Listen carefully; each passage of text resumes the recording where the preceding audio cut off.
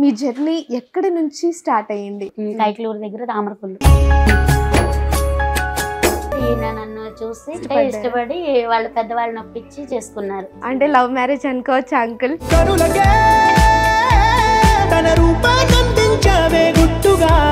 అసలు ఈ ఆలోచన ఎవరిది అంకుల్? ముందు అసలు ఎలా వచ్చింది ఈ ఆలోచన మీకు? రోడ్డు సైడ్ పెట్టినప్పుడు కూడా గొడవలు అయినాయి, చాలా అంటే చాలా గొడవలు అయినాయి. తీసేద్దామని చెప్పన్నా నేను. అంటే కొంచెం చాలా అసభ్యంగా ప్రవర్తించడం, మాట్లాడడం, మమ్మల్ని కొంచెం అంటే లేనప్పుడు ఎవరు మమ్మల్ని దగ్గరకు తీయలేరు, ఆదరించలేరు. కానీ ఒకళ్ళ కన్నీళ్ళు ఒకళ్ళు తుడుచుకున్నాం. ఇవాళ ఎవరినైతే మనల్ని ఇదిగా అన్నారో వాళ్ళ ముఖం మీద కొట్టినట్టు మనం బతకాలి. కుమారి ఆంటీకి ఒక పెద్ద ఫ్లాట్ ఉంది, అపార్ట్మెంట్ ఉంది, నెలకి ఇన్ని లక్షల ఆదాయం వస్తుంది. ఈ మధ్య కాలంలో ఫుడ్ కోర్ట్ ద్వారా ఆవిడ చాలా బాగా ఫేమస్ అయ్యారు. ప్రస్తుతం మనతో సాయి కుమారి ఆంటీ ఉన్నారు అండ్ వాళ్ళ ఆయన బాబ్జీ అంకుల్ కూడా ఉన్నారు. సో వాళ్ళతో అయితే ఒకసారి మాట్లాడిద్దాం. నమస్తే అండి, ఎలా ఉన్నారు ఆంటీ? మీరు ఎలా ఉన్నారు అంకుల్? చాలా బాగున్నాను నేనైతే. ఫస్ట్లీ కంగ్రాచులేషన్స్ ఎందుకు చెప్తున్నారో మీకు ఆల్రెడీ అర్థమైపోయి ఉంటుంది. ఎలా అనిపిస్తుంది నార్మల్గా? ఒకప్పుడు మీది వేరే బిజినెస్ నడిచేదేమో, బట్ అప్పటికి ఇప్పటికి చాలా తేడా వచ్చేసినట్టుంది. కనిపిస్తుందా తేడా? తేడా అంటే స్టార్టింగ్ లో తక్కువ ఉండేది, అంటే నార్మల్ గా ఇదిగా. ఇప్పుడు కొంచెం యూట్యూబ్ వచ్చినాక కొద్దిగా పబ్లిక్ కి తెలిసి కొంచెం కస్టమర్స్ రావటం చేయటం కొంచెం పర్వాలేదు.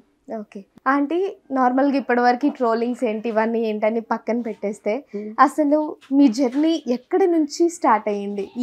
ఈ డేకి రావడానికి మీ జర్నీ ఎక్కడి నుంచి స్టార్ట్ అయ్యింది అసలు? నాది చిన్నతనం అంతా మాదేమో మా అమ్మగారు ఊరు తామరకొల్లు. కైకలూరు దగ్గర తామరకొల్లు. అక్కడ నేను పుట్టింది అక్కడ. అంటే కైకలూరు హాస్పిటల్, ఏది మన కాళ్ళపాలెం హాస్పిటల్ అని అక్కడ పుట్టాను. తర్వాత ఊరేమో తామరకొల్లు. నేను చదువుకున్నది కూడా నా బాల్యం మొత్తం అక్కడే. ఏం చదువుకున్నారు? 4th class ZPH school, government school. 4వ తరగతి వరకు చదువుకున్నాను. ఇక తర్వాత అక్కడి నుంచి ఇక 4వ తరగతి అయిపోయిన కానీ కొంచెం ఇంట్లో ప్రాబ్లమ్స్, కొంచెం అమ్మ వాళ్ళది కూడా కొంచెం లేని కుటుంబం, అంటే పర్వాలేదు కానీ ఇక కొంచెం ప్రాబ్లమ్స్ వల్ల పరిస్థితులు బాగోక ఇదైంది. దాని తర్వాత ఇక అమ్మ వాళ్ళతో పాటు కూడా నేను కూడా పొలం వెళ్ళటం, అంటే అమ్మకు కొంచెం హెల్త్ బాగాలేదు అప్పుడు, మరి అమ్మకి సహాయత ఉండాలి కదా. అందుకే నేను అమ్మకి సహాయత ఉండడం కోసం నేను ఇక చదువుకోకుండా కూడా మళ్ళీ చదువుకోమంది, మళ్ళీ నా గురించి నువ్వు ఇది చేయొద్దని చెప్పి గవర్నమెంట్ స్కూల్కైనా వెళ్ళమంది. తర్వాత అమ్మకి కొంచెం సిజేరియన్ పడింది, ఆపరేషన్, గర్భసంచి తీసేశారు. తర్వాత మళ్ళీ కొంచెం చిన్న చిన్న ప్రాబ్లమ్స్ కూడా వచ్చినాయి అమ్మకి. ఇక అమ్మ కోసం ఇక నేను పోవాల్సి వచ్చింది. అక్క ఏమో హాస్టల్లో ఉండి చదువుకుంది. మీరిద్దరా ఆంటీ? అన్నయ్య, అక్క, నేను. ఓకే. అన్నయ్య ఏమో కైకలూరు సప్తగిరి కాన్వెంట్ స్కూల్లో చదువుకున్నాడు అన్నయ్య. ఇట్లా చదువుకుంటూ పర్వాలేదు మంచిగానే సాగుతుంది. ఇక తర్వాత కొన్ని ప్రాబ్లమ్స్, ఇక ఎంత బతికిన వాళ్ళకైనా కొన్ని ప్రాబ్లమ్స్ వస్తాయి కదా, అట్లా కొంచెం ప్రాబ్లమ్స్ వల్ల అమ్మ వాళ్ళు కొద్దిగా చితికిపోయారు కొంచెం. ఇక తర్వాత ఇక మరి తోడు ఉండాలి కదా అమ్మ వాళ్ళకి ఎవరో ఒకళ్ళు. ఇంకా అక్కకి పొలం పనులు అవి అన్నీ రావు, ఇక ఇంట్లో అన్ని పనులు అక్కే చూసుకునేది. ఇంటి పని మొత్తం ఆవిడ చూసుకునేది. అక్క ఇంటి పని మొత్తం. ఇక అక్క కూడా ఇక చదువు మానేసింది. ఇంకా అక్క కూడా 9th వరకు బయట ఉన్నారు. మా పెద్దమ్మ గారు అమ్మాయి. మా అక్క పేరు నాగసుశీల పేరు. అయితే అది కూడా మానేసింది, అక్క కూడా మానేసి ఇక అమ్మకి ఇంట్లో అన్ని అమ్మ, నేనేమో పొలం పనులు. ఇంకట్లా నేనేమో వ్యవసాయం చేయలేను. అన్నయ్య బాగా చదివాడు, అంటే మా పిల్లోడు కదా. ఇక అప్పుడు ఏంటంటే ఆడపిల్లకి అక్షరం ముక్క ఊరిని చదువు చాలు కదా, ఇక అన్నయ్య తోటే ఉండేవాళ్ళు అప్పుడు. ఇంకా సరే అని చెప్పి ఇక అమ్మకి ఇక నేను మగపిల్లలాగా ఇదయ్యి ఇక పొలం పనులు అమ్మకి నాన్నకి తోడుగా ఉండటం, వ్యవసాయం, పాడి గదలు అవన్నీ.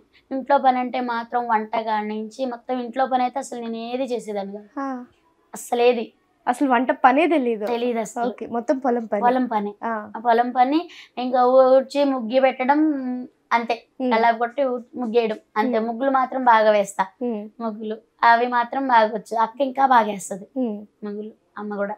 ఇంకా అట్లా ఇది సాగుతుండగా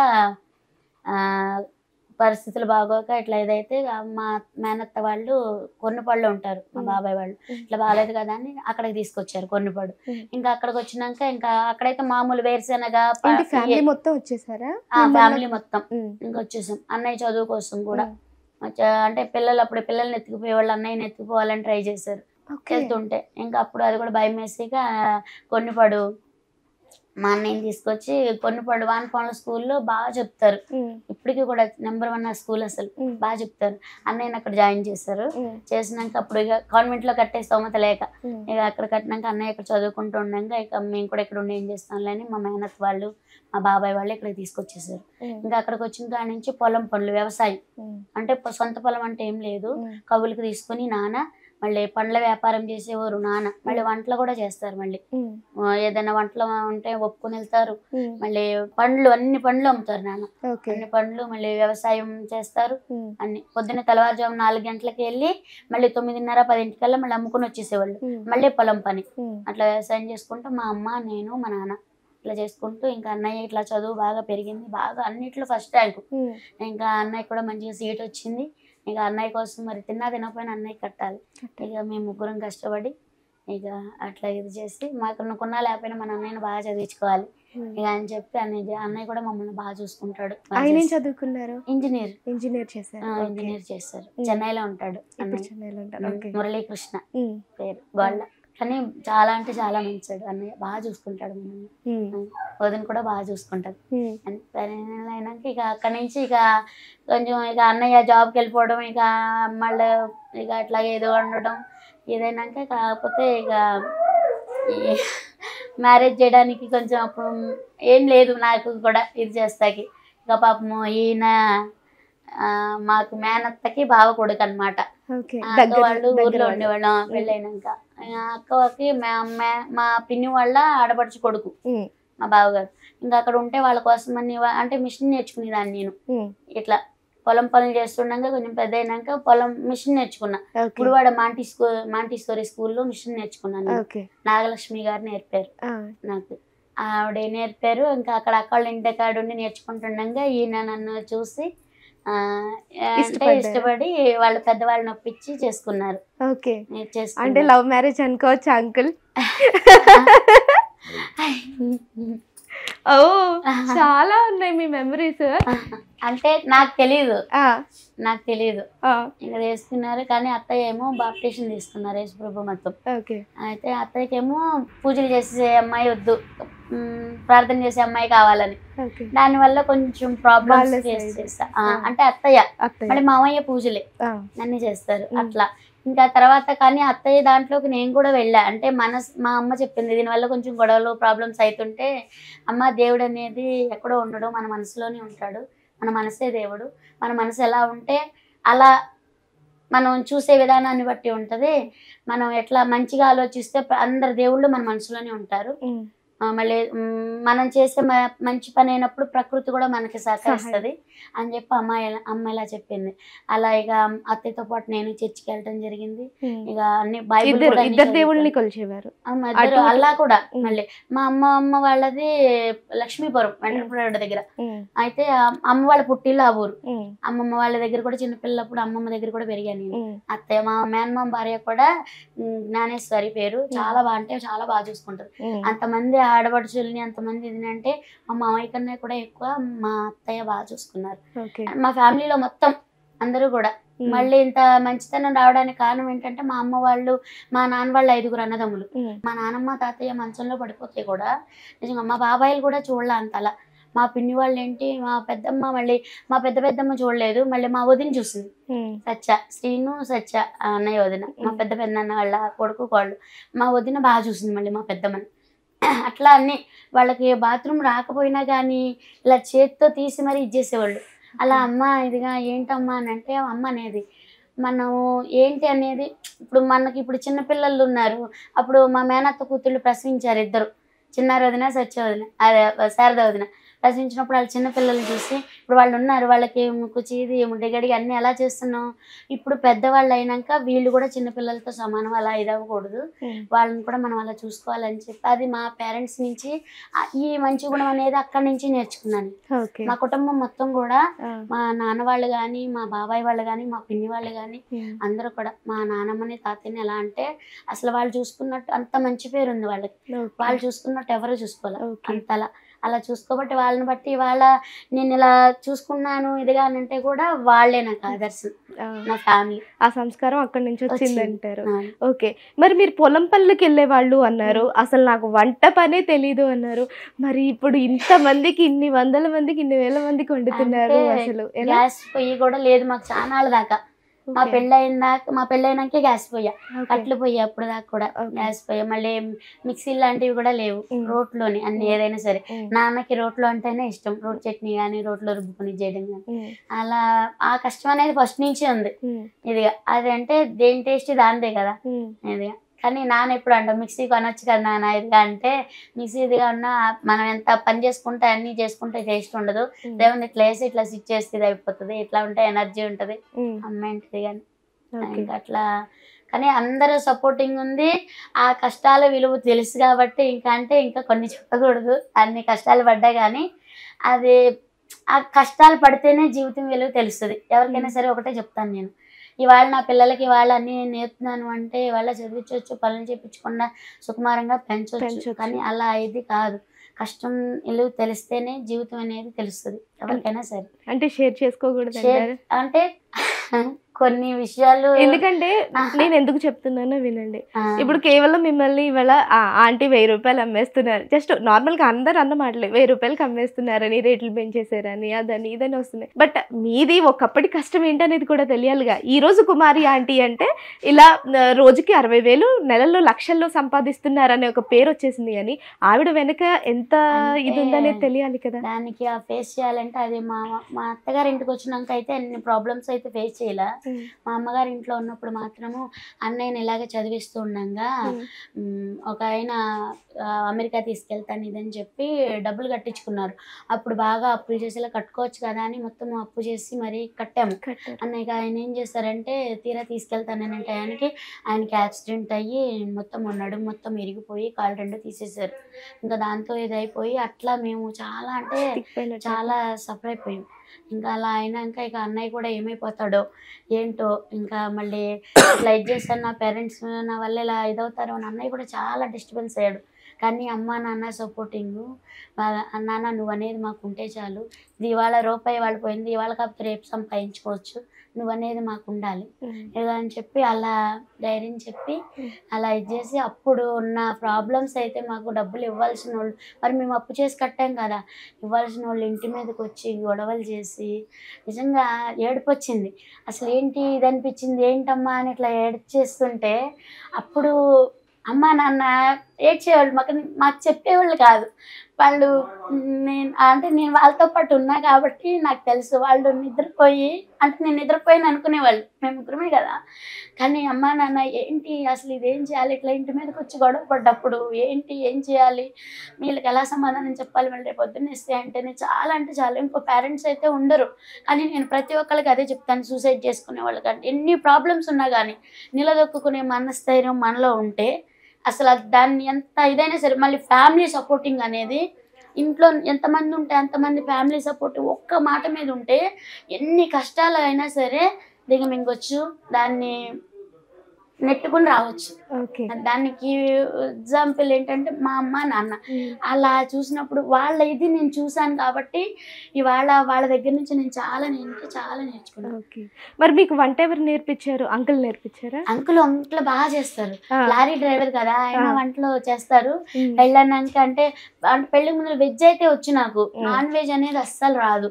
నాన్ వెజ్ కూడా తినేదాన్ని కాదు, పెళ్లి అంటే పూజలు ఎక్కువ చేసేదాన్ని. అంటే అమ్మ కూడా బాగా చేసేది. నాన్న శనివారం ఒక్క రోజు, అమ్మ నేనైతే మంగళవారం, గురువారం, శుక్రవారం, శనివారం 4 రోజులు తినేవాళ్ళం కాదు. ఇంకా పూజలు అవి కూడా బాగా. శనివారం అయితే అమ్మ, గురువారం శనివారం అయితే ఉపవాసం. ఓకే. ఏం తినేది కాదు, కనీసం ఒక పూట భోజనం కూడా చేసేది కాదు, ఓకే. ఓన్లీ పాలు పండ్లే, అంత ఓకే. పని చేస్తూ కూడా. ఓకే. అంకుల్ ఆంటీ మీకు ఎందుకు నచ్చింది? అంటే అప్పట్లో ఎక్కడ చూసారు అసలు? అంటే ఏం నచ్చి ఆంటీని మీ పెద్దవాళ్ళని ఒప్పించి పెళ్లి చేసుకున్నారు? మా బంధువుల వాళ్ళ తాలూకా అమ్మాయి ఉమ్, మా అన్నయ్య వీళ్ళ కూడా మా ఇంటి ఎదురుగుండా ఉండేవాళ్ళు. ఉమ్, మా అన్నయ్యను మా అన్నబాబు ఉమ్, వాళ్ళని చూసి వాళ్ళ ఇంటికి వస్తామంటే అప్పుడు చూసి ఉమ్. ఇక అప్రూవ్ అట్లా చేసుకోవాలనిపించి ఈ అమ్మాయి నాకు అనిపించి అంటే ఆమెకు తెలియదు. ఉమ్, నేను మా అన్నయ్య వాళ్ళని మా వదిన్ని ఉమ్. మాట్లాడి వాళ్ళ ద్వారా ఓకే. అసలు ఈ ఆలోచన ఎవరిది అంకుల్ ముందు? అంటే ఇలా ఒక అంటే ఇలా ఫుడ్ కోర్ట్ పెట్టాలి అనేది ఆంటీదా మీదా? అసలు ఎలా వచ్చింది ఈ ఆలోచన మీకు? ఆటో తోలేవాళ్ళం ఉమ్, ఎన్నార్బిట్ మన దగ్గర. ఉమ్, అయితే అక్కడ రంగమ్మ గారు అని ఉండేది, ఉమ్, చాయ్ బండి ఆమెను తీసుకొస్తా ఉండేవాళ్ళం. ఉమ్, అప్పుడు మేము ఇంట్లో మా ఇంటికి కూడా వచ్చేది ఆమె ఒకసారి. టేస్ట్లు చూసి ఇట్లా వంటలు ఉన్నాయి చేసుకుంటారా, ఇక్కడ ప్లేస్ ఉంది పెట్టుకుని చేసుకోండి శుభ్రంగా అని చెప్తుంది. ఆవిడిచ్చారు ఐడియా? ఆవిడ ఇచ్చింది. ఆవిడిస్తే ఇక ఆ ఐడియాతో ఆమెను అడిగితే ఫస్ట్ వద్దండి. వద్దంటే కాదులేమ్మా ఏదో ఒకటి వ్యాపారం చేసుకున్నాం. ఆంటీ వద్దన్నారా? వద్దండి ముందర ఎందుకు శుభ్రంగా పని చేసుకుంటుంటే మనకెందుకు వ్యాపారాలు ఇవన్నీ మనకెందుకులే, కాదులేమ్మా వెళ్ళి చూద్దాం మనం చూసుకుని పెట్టుకుందాం అని చెప్పి అప్పటి నుంచి స్టార్ట్ చేసి ఒప్పించి అప్పటి నుంచి స్టార్ట్ చేసి అప్పటి నుంచి మీరే ఒప్పించి స్టార్ట్ చేశారు? స్టార్ట్ చేసి నేను నీకు వెనకాల ఫుల్ సపోర్ట్గా ఉంటాను, ఏదైనా నువ్వే చూసుకుని మెయింటైన్ చేసుకుంటానే అప్పటి నుంచి స్టార్ట్ చేసి అలా అలా అలా ఇక్కడ దాకా వచ్చాను. ఓకే. అంటే మీరు హైదరాబాద్కి ఎప్పుడు వచ్చారు? గుడివాడలో మీరు లారీ డ్రైవర్ అంటున్నారు. అంటే గుడివాడలో మా పెళ్ళి అయిన కొత్తలో లారీ డ్రైవర్ నేను. తర్వాత ఇక మా మామగారు మా బామ్మర్ది గారు వద్దని ఆటో కొనిచ్చారు. ఆటో తోలేవాడిని ఒక 2 సంవత్సరాలు తోలేను.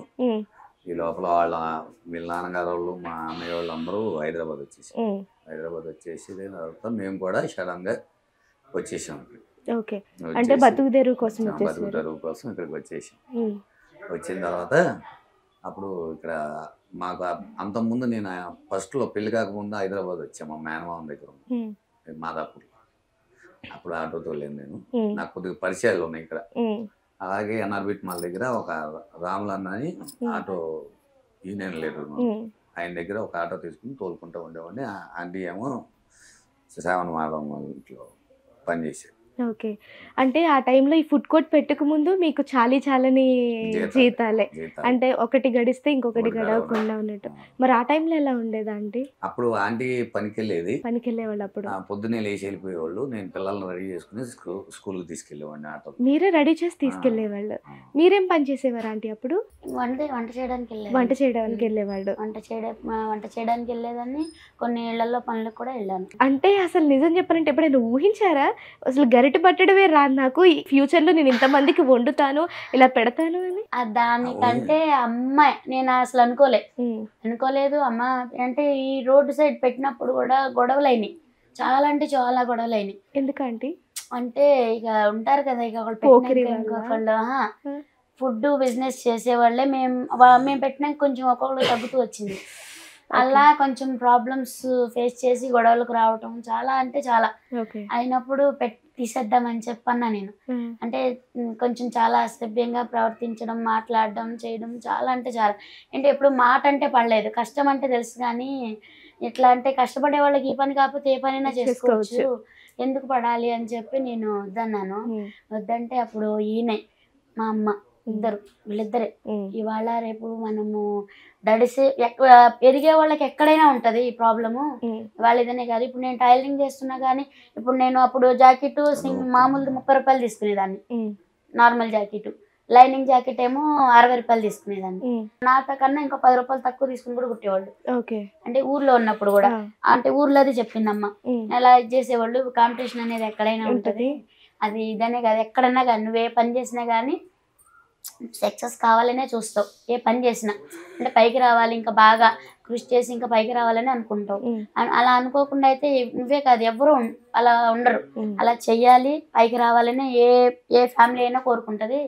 అలా కోరుకున్నప్పుడు ఏ ఫ్యామిలీకి అయినా సరే ఎదిగే వాళ్ళకి ఉంటానే ఉంటాయి.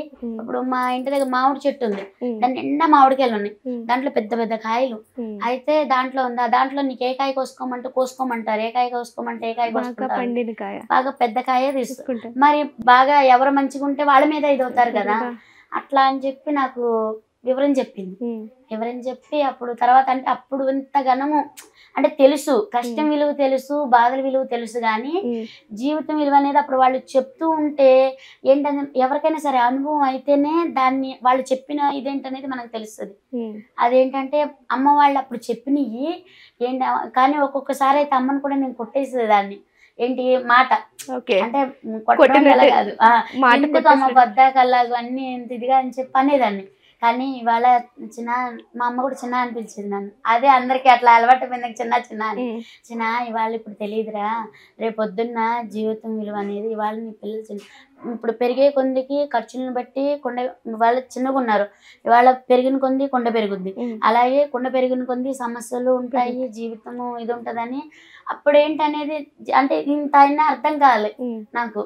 తర్వాత జీవితం వర్తమానంలోకి వస్తూ ఉంటే అసలు అమ్మ చెప్పిన ఏంటనేది అప్పటి నుంచి ఇక అమ్మ మాట అప్పుడు ఎందుకమ్మా బద్దాక ఇలాగే చెప్తావమ్మా ఇలా అని చెప్పి అనుకునేదాన్ని. తర్వాత అనిపించింది నాకు, కానీ అమ్మ ఏ అమ్మ అయినా సరే అమ్మ చెప్పిన మాట ఏదైనా కానీ వెరీ గుడ్, ఎందుకంటే అది అమ్మ మాత్రమే చెప్పగలుగుద్ది. తన బిడ్డలకి ఏదైనా సరే తన బిడ్డలు మంచిగా ఉంటే చూడాలని ఆశపడేది కూడా అమ్మే.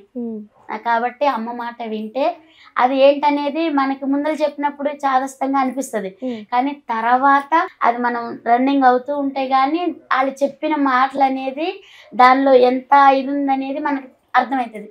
కానీ ఆ అర్థాలను బట్టి అది చేసుకునే విధానాన్ని బట్టి చూస్తే లైఫ్ కొన్నిసార్లు అయితే కష్టం కూడా అనిపించింది.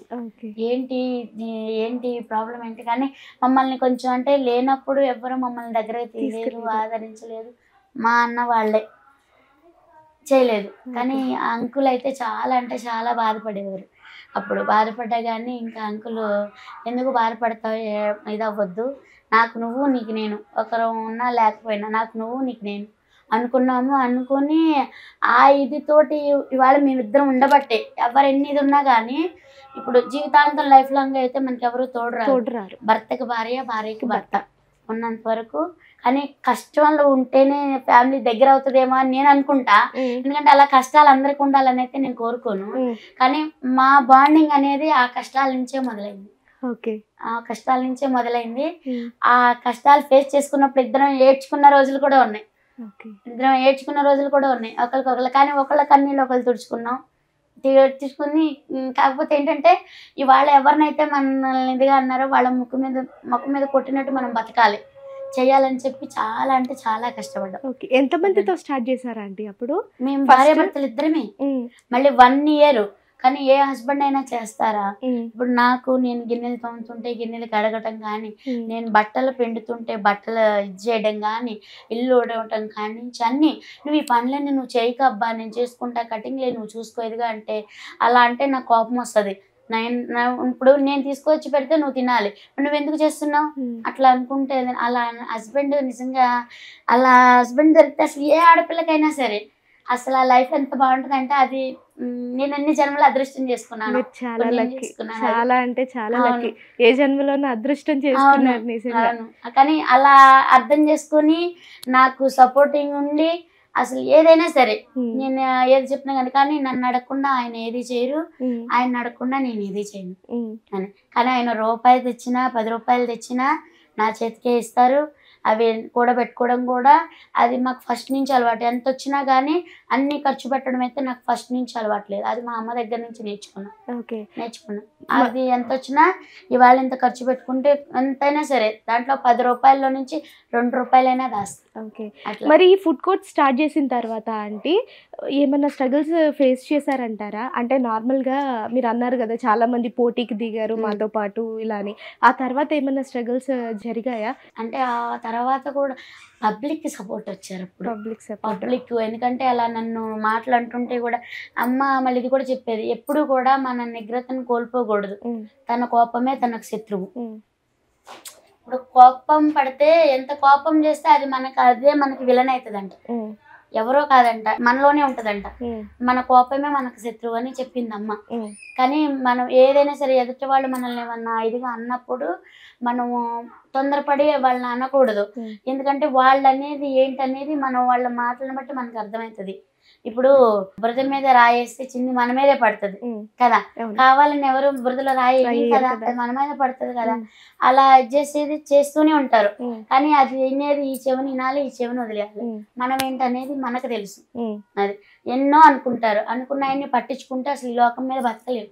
మాటలు అన్నారు నిజంగానే. కుమారి ఆంటీకి ఒక పెద్ద ఫ్లాట్ ఉంది, అపార్ట్మెంట్ ఉంది, నెలకి ఇన్ని లక్షల ఆదాయం వస్తుంది, ఒక ఇన్నోవా కార్ ఉంది, ఊళ్ళో ఎకరాలు ఎకరాలు పొలం ఉంది అని ఏయో వస్తున్నాయి.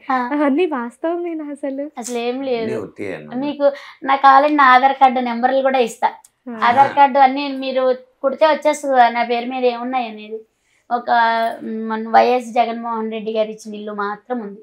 మొన్న ఇల్లు వచ్చింది నాకు, ఆ ఇల్లు మాత్రం అది కూడా పైన వచ్చింది. అసలు రేకుల రూమ్ అయితే కొనుక్కున్నాను నాన్న.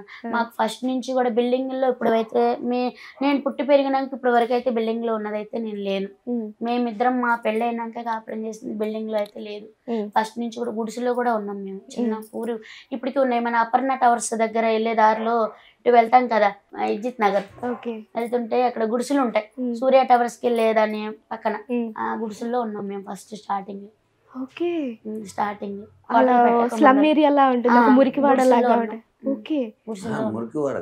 బానే ఉంటది, రోడ్డు పక్కన నీడగానే ఉంటది. అక్కడ ఎందుకు ఉండాల్సి వచ్చింది అంటే వచ్చిన కొత్తలో కాకపోతే అంకుల్ ఏంటంటే అంకుల్ దగ్గర నాకు నచ్చింది బాగా ఏంటంటే ఎవరిచ్చినా ఊరిని ఎవరిచ్చినా గానీ తీసుకోరు, అస్సలు తీసుకోరు. కనీసం అమ్మ వాళ్ళు మామూలు వ్యవసాయం పంట పండించిన మినువులు అయ్యి బియ్యం అయ్యి కూడా ఏమన్నా ఇదిగా ఇచ్చినా గానీ పొర్రపాటును కూడా ఒక్క కిలో కూడా తీసుకోరు. ఎవరికైనా సరే కష్టం చేసుకుంటేనే వస్తాయి, మన కష్టం మనకు ఉండాలి. ఒకళ్ళు అది మనకు ఇప్పుడు వద్దని చెప్పి ఆయన ఎవరిచ్చినా గానీ, మా నాన్న వాళ్ళు ఇచ్చిన ఎవరిచ్చినా కానీ అప్పటి నుంచి ఇప్పటి వరకు కూడా ఒకళ్ళది మనకు ఉండదు, మన కష్టం మనకు ఉండాలి. ఒకళ్ళు దానికోసం మాత్రం ఎప్పుడు ఆశపడరు. కొంతమంది అయితే మీ పుట్టింటి దగ్గర నుంచి అది తీసుకురా అని అన్న వాళ్ళని కూడా నేను చాలా మందిని చూసాను. ఆయన అసలు అలా అన్నారు, ఒకళ్ళు పెట్టింది మనకు వద్దు అంటారు అస్సలు పాటను కూడా. మా అమ్మకి నాన్న కూడా నేనంటే కూడా ఆయన అంటే నీకు ఇష్టం. మళ్ళీ నేను తన కూతురినైనా కానీ అలాంటి మంచి హస్బెండ్ వచ్చినందుకు, నీకు మంచి భర్త వచ్చినందుకు నువ్వు చాలా అదృష్టం చేసుకున్నావు అని మా అమ్మ నానే అంటారు. ఓకే, మీ పిల్లలు ఏం చేస్తున్నారంటే? మీ పిల్లలు ఎంతమంది? బాబుమో డిగ్రీ ఫస్ట్ ఇయర్, పాపేమో ఇంటర్ సెకండ్ ఇయర్. ఎప్పుడైనా మీరు ఫీల్ అవుతారా నేను చదువుకోలేదని, అయ్యో నేను కొంచెం చదువుకొని అంటే అవునా? చదివిస్తానంటే చదువుకుంటారా? చదువు అంటే చాలా ఇష్టం, బాగా అంటే బాగా ఇష్టం. కానీ వాళ్ళు చదువుకుంటే కానీ వాళ్ళు నేను చదువుకోలేదని బాధపడుతుంటాను కదా, అందుకోసం వాళ్ళు నేర్పిస్తే ఏదైనా సరే ఒక రోజు నేర్పిస్తే చాలు. అదైతే నాకు ఇంగ్లీష్ అవి కూడా ఓట్స్ అవి కూడా హిందీలో మాట్లాడడం కానీ హిందీ కూడా నాకు రాదు, అవన్నీ కూడా నా పిల్లలే నేర్పించారు. అసలు హిందీ ఎంత బాగా మాట్లాడతారా అండి మీరు? నేనే షాక్ అవుతాను చూస్తా ఉంటే. పిల్లలు నేర్పించారు. కానీ మా పిల్లలు కూడా అంటారు, డాడీ పంపిద్దాం డాడీ మమ్మీని బాగా చదువుకుంటుంది, ఏదైనా అంటే నేర్చుకుంటే ఇట్టే నేర్చుకుంటా ఏదైనా చెప్తే మాత్రం. సో మీకు చదువు అంటే చాలా ఇష్టం ఉండేది కానీ పరిస్థితుల వల్ల ఆగిపోయారు అంతేనా? ఓకే, నిజం చెప్పాలా అంటే ప్రతి ఆడదాని విజయం వెనుక ఒక మగాడు ఎలా ఉంటాడో ప్రతి మగాడి కష్టం వెనుక ఒక ఆడది ఉంటుంది. మీ ఇద్దరిలో అది చాలా బాగా నిజమైంది. నిజం చెప్పాలి అంటే మీకు చాలా మంది కాల్స్ వస్తానే ఉన్నాయి, ఇంటర్వ్యూల మీద ఇంటర్వ్యూలు, ఆఖరికి శ్రీదేవి డ్రామా కంపెనీ నుంచి కూడా వచ్చింది ఫోన్, ఒక సెలబ్రిటీ అయిపోయారు. ఫైనల్లీ మీ ఫీలింగ్ ఏంటి అసలు? అంటే సంతోషంగా ఉంది, హ్యాపీగా ఉంది. ఎందుకంటే ఇంకోటి ఏంటంటే మేము అసలు ఎలా ఉండేవాళ్ళం ఇప్పుడు అనిపిస్తుంది మాకు. నిన్న నైటే అనుకున్నాం మేమిద్దరం, కానీ ఒకసారి అన్ని గతాన్ని నిన్న గుర్తు చేసుకున్నాం మేము. జీవితాన్ని మొత్తం మనం ఏంటి ఇవాళ ఇలా ఇంత మందిలో ఇంత ఇది అంటే నాతో సెల్ఫీలు కూడా దిగుతున్నారు.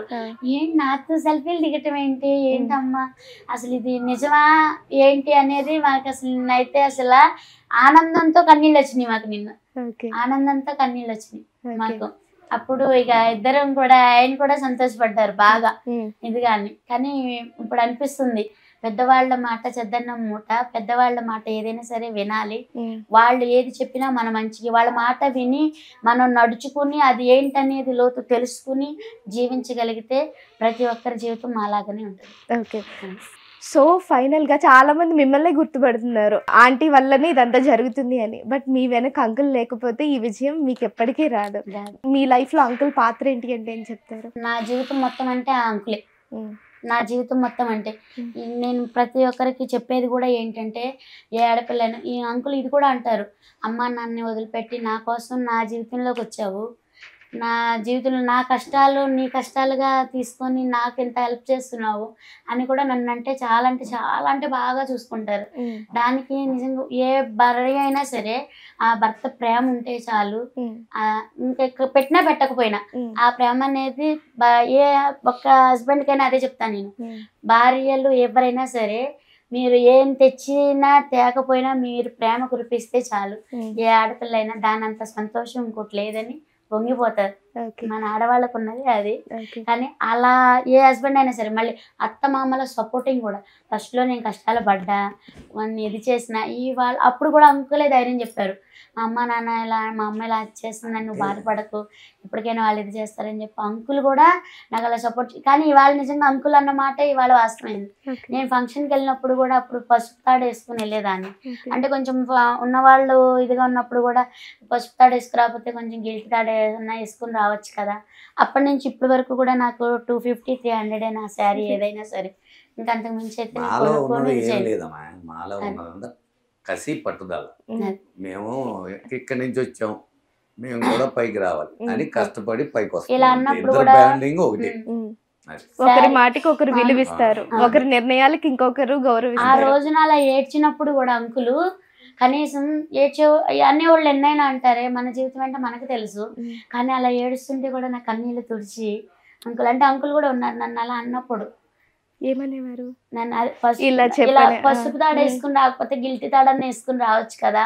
నేను ఊరుకునేవాడిని కాదు, గిల్టీ తాడు రోల్ మోడల్ కొంటే ఊరుకునేవాడిని కాదు. అది అట్లా అన్నప్పుడు ఎందుకు కష్టపడి సంపాదించుకుని కొనుక్కున్నాం, ఇవాళ అన్ని సమకూర్చాను. మరి ఇంత చేస్తున్నారు కదా, ఎప్పుడైనా ఫ్యామిలీకి నేను టైం ఇవ్వలేకపోతున్నానే, నా కుటుంబంతో బయటికి వెళ్ళలేకపోతున్నాను ఎప్పుడు ఉండదు. ఎందుకంటే సంవత్సరానికి ఒక్కసారి మాత్రము టూర్లు అంటే విడిగా బయటకి ఎక్కడికంటే వెళ్ళాం. దేవుడి గుళ్ళు అంటే పిచ్చి మాకు అందరికీ కూడా. దేవుడి గుళ్ళకి మాత్రం సంవత్సరానికి ఒకసారి, ఒక వారం రోజులు 10 రోజులు ఇప్పుడు ఆల్మోస్ట్ అన్ని తిరిగాం. ఏ దేవుడిని బాగా నమ్ముతారు? ఏ దేవుడిని? శివుడు, పార్వతి, దుర్గమ్మ, వెంకన్న బాబు, మొత్తం దుర్గమ్మ అంటే బాగా. నాకు చిన్నప్పటి నుంచి, నేను 8 సంవత్సరాల పిల్లప్పటి నుంచి నేను దుర్గమ్మ మాల వేసుకున్నాను. అంటే 11 రోజులు మాల. అమ్మవారిని ప్రతి సంవత్సరం నిలబెట్టుకుంటా, అప్పటి నుంచి ఇప్పుడు పెట్టుకుంటా. ఒక ఇయర్ నిలబెట్టకపోయినా నాకు ఒక ఇయర్ నిలబెట్టినందుకే నాకు కరోనా వచ్చింది. అంటే అది ఒక మూఢ నమ్మకం ఏమో తెలియదు, కానీ వాళ్ళ సపోర్ట్ కూడా నాకు ఉంది, వాళ్ళ దీవెనలు కూడా. దేవుళ్ళు లేనిదే మనం లేవు. నియర్లీ ఫుడ్ కోర్ట్ స్టార్ట్ చేసి ఎన్ని ఇయర్స్ అవుతుందంటే? 2011 స్టార్ట్ చేశారు. 11 ఏళ్ళ నుంచి సక్సెస్ఫుల్ గా రన్ అవుతుంది. ఓకే, ఫైనల్ గా ఫస్ట్ లో ఈ ట్రోలింగ్ జరగక ముందు మీ ఆదాయం ఎలా ఉండేది, ఇప్పుడు ఎలా ఉంది? ఇప్పుడు ఇంకో మాట చెప్పాలంటే ఇప్పుడు అప్పుడే ఇంకా గిరాకీ బాగుండేది. అంటే క్రౌడ్ వస్తుంది కానీ కర్రీస్ ఎక్కువ వెళ్ళిపోతున్నాయి, రైస్ అమ్ముకోనికి ఉండట్లే. డబుల్ కర్రీలు మళ్ళీ పార్సల్. నేను ఇప్పుడు 100 kgs చికెన్ ఉండేనా 2 hours కూడా ఉండట్లే. అప్పుడు అంటే కొంచెం 3 hours అని ఉండేది, ఇప్పుడు 2 hours కూడా ఉండట్లేదు. కర్రీస్ పార్సల్ ఎట్టుకెళ్తున్నారు, డబుల్ కర్రీ రైస్లు ఉండిపోతున్నాయి, రైస్ వెళ్ళట్లే, కర్రీస్ వెళ్ళిపోతుంది. ఇప్పుడు నేను ఒకటి రీసెంట్ గా కూడా విన్నాను, ఈ ట్రోలింగ్ వల్ల ట్రాఫిక్ ఇష్యూ వల్ల మీ మీద ఏదో కేసు అయిందని కూడా. ట్రాఫిక్ గురించి చెప్పారు అంతే, అంటే కేసు అదంటే ఏం లేదు, కానీ అది వాళ్ళు చెప్పేది కూడా మన మంచికే కదా. అంబులెన్స్ వెళ్తుందట, అంబులెన్స్ వెళ్తుంటే దారి కొంచెం ప్రాబ్లం, మరి అలా చేయకూడదు కదా, తప్పని ఒప్పుకోవాలి కదా, దానివల్ల మరి ప్రాబ్లమే కదా. మరి అది కోప్పడినా మనం తీసుకోవాలి. అది నేను పబ్లిక్ కూడా ఒకటే చెప్తాను, మన వల్ల ఇంకొకళ్ళు సఫర్ అవ్వకూడదు, ఇంకొకళ్ళు ఇబ్బంది పడకూడదు. ట్రాఫిక్ కూడా కొంచెం అటు పక్కన కొద్దిగా, ఎందుకంటే ఫుట్పాత్ మీద బతుకుతున్నాం కదా మనం. మీరు కానీ ఇంతమంది నాకు సపోర్ట్ చేస్తున్నందుకు కూడా చాలా ఆనందంగా ఉంది. నేను ఫుట్పాత్ మీద వాళ్ళని కూడా ఇంత ఎంకరేజ్ చేస్తారా, ఇంతలా ఇచ్చేస్తారా అనే దానికి నిజంగా నేను చాలా అంటే చాలా, నాకులాగే ఇంకా చాలా మంది ఉన్నారు, వాళ్ళకు కూడా ఇలాగే ఉండాలని కోరుకుంటున్నాను. ఓకే, అదే. ఫైనల్ గా thank you aunty, thank you so much. నిజం చెప్పాలంటే ఇంత బిజీగా ఉండి కూడా నా కోసం ఇంత టైం కేటాయించినందుకు thank you so much uncle.